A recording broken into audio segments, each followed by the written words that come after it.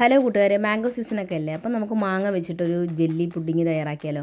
അപ്പോൾ കുറച്ച് കോക്കനട്ട് ഷെഡൊക്കെ ഇട്ടിട്ട് നല്ല സൂപ്പറായിട്ട് ജെല്ലി ബൈറ്റ്സ് ഉണ്ടാക്കാം കേട്ടോ. അപ്പോൾ നേരെ വീഡിയോയിലേക്ക് പോകാം.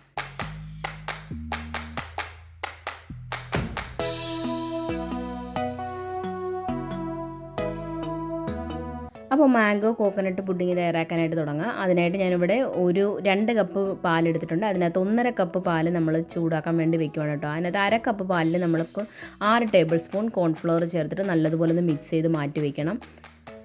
മൊത്തം 2 കപ്പ് പാലാണ് എടുത്തിരിക്കുന്നത്. അതിനകത്ത് 1.5 കപ്പ് ചൂടാക്കാൻ വേണ്ടി വെച്ചിട്ടുണ്ട്. 1/2 കപ്പ് പാലിൽ 6 ടേബിൾ സ്പൂൺ കോൺഫ്ലവറാണ് എടുത്തിരിക്കുന്നത്.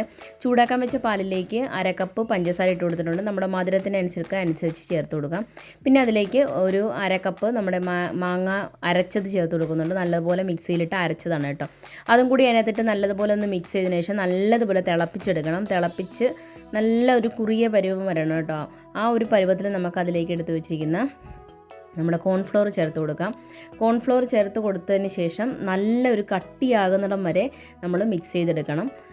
അതിനുശേഷം അതൊന്ന് നല്ലൊരു ഇഡലി മാവിൻ്റെ പരുവമാവണം. ആ ഒരു പരുവത്തിലായിട്ട് നമ്മൾ എടുത്തതിന് ശേഷം നമ്മുടെ ഒരു പാത്രത്തിലോട്ട് ഒഴിച്ചു കൊടുക്കാം. അതിനുശേഷം 1 മണിക്കൂർ ഒന്ന് ഫ്രിഡ്ജിൽ വെച്ച് കഴിഞ്ഞാൽ ഇതുപോലെ ഒന്ന് കട്ടിയായി വരും കേട്ടോ. അത് നമുക്ക് ഒന്ന് ചെറിയ പീസുകളായിട്ട് കട്ട് ചെയ്തെടുക്കണം. മൊത്തത്തിൽ ഇങ്ങനെ വേണമെങ്കിൽ നിങ്ങൾക്ക് ഉപയോഗിക്കാം കേട്ടോ. ഞാനിപ്പോൾ ഒരു ടേസ്റ്റ് കൂട്ടാൻ വേണ്ടിയാണ് കുറച്ച് നമ്മുടെ കോക്കനട്ട് എടുത്തിട്ടുണ്ട്. കോക്കനട്ട് ഡെസിക്കേറ്റഡ് കോക്കനട്ടാണ് എടുത്തിരിക്കുന്നത്.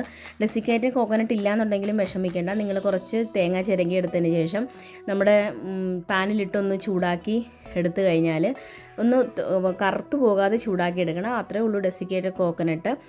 ഇതൊന്നും ഇല്ല എന്നുണ്ടെങ്കിലും കുഴപ്പമൊന്നുമില്ല കേട്ടോ. അത് ഇങ്ങനെ തന്നെ വെറുതെ വേണമെങ്കിലും കഴിക്കാം. വളരെ ടേസ്റ്റിയാണ്. അപ്പോൾ ഇത് നമ്മൾക്ക് ഡെസിക്കേറ്റഡ് കോക്കനട്ടിൽ ഒന്നിട്ട് നല്ലപോലെ ഒന്ന് ചുറ്റിയെടുക്കുക.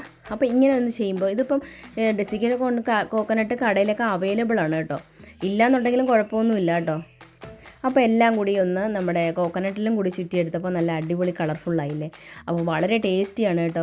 കുട്ടികൾക്കൊക്കെ വളരെ ഇഷ്ടപ്പെടും. അപ്പോൾ എല്ലാവരും ഒന്ന് ട്രൈ ചെയ്ത് നോക്കാം. അപ്പോൾ നിങ്ങളുടെ അഭിപ്രായങ്ങൾ കമൻറ്റ് ബോക്സിൽ ഇടാൻ മറക്കരുത് കേട്ടോ. അപ്പോൾ എല്ലാവരും വീഡിയോ കണ്ട് ഇഷ്ടപ്പെട്ടെങ്കിൽ സബ്സ്ക്രൈബ് ചെയ്യാനും മറക്കരുത്. പുതിയൊരു വീഡിയോ ആയിട്ട് വരുന്നേരം വരെ thanks for watching. Thank you. By.